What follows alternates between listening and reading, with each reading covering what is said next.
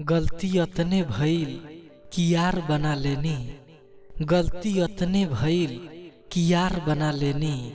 आपन समझ के सब राज बता देनी। प्यार में उनका जिंदगी बर्बाद हो गई। प्यार में उनका जिंदगी बर्बाद हो गई। दिल जेकरा के दिल से याद कैलस, आज एह दिल के उहे दिल से भुला देनी।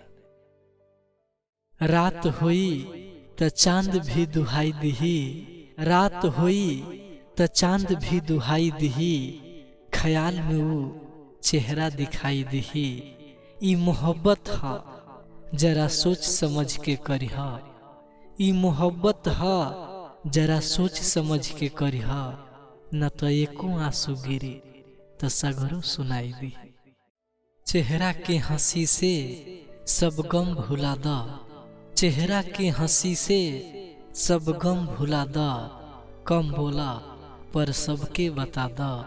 खुद डहक के रोला बाकिर सबके हंसा द। खुद डहक के रोला बाकिर सबके हंसा द। यह जिंदगी के राज है भाई, जिया और जिए सिखा। ना दिही साथ के हुए हिजा। ना दिही साथ के हुए हिजा। एहिजा त सब अपने अपने में मशगूल बा। गिर गिर के तू खुद चले सीखला। गिर गिर के तू खुद चले सीखला। एहिजा त जिंदगी के इहे उसूल। कर्म होखे सुंदर पर्व होखे सुंदर। कर्म होखे सुंदर पर्व होखे सुंदर। हर तरफ होखे सुख और शांति। सबकर जीवन खुशियों से भर जाए।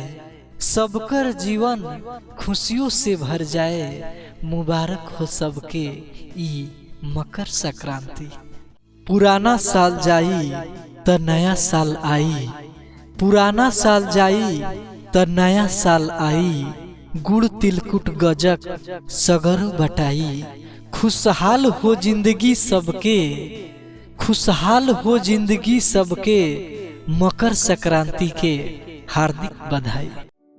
अच्छा कर्म करब त किस्मत दासी हो जाई। अच्छा कर्म करब त किस्मत दासी हो जाई। बांध लेब जे मन के त मन सन्यासी हो जाई। भाई हो करे के बा त नियत के मल के साफ करा। भाई हो करे के बा त नियत के मल के साफ करा। फिर देख घर ही मथुरा और घर ही काशी हो जाए। शब्द के ताकत की कबू कम मत आक। शब्द के ताकत की कबू कम मत आक। शब्द के गहराई में कबो जाके झांक। शब्द हाँ और ना पूरा जिंदगी बदल दे।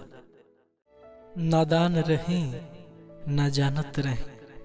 नादान रहें न जानत रहें कि नसीब के बारिश ऐसे हो खेल। नादान रहें न जानत रहें कि नसीब के बारिश ऐसे हो खेला। भीग जाला पलक और ख्वाहिश सूख जाला। उम्मीद लगा के फरियाद कैनी। उम्मीद लगा के फरियाद कैनी कि कौनो राह कके हमार राह सुलझा दी हैं। हम का जननी की राह के चाह में। हम का जननी की राह के चाह में खिलल फूल ही मुरझा दी हैं।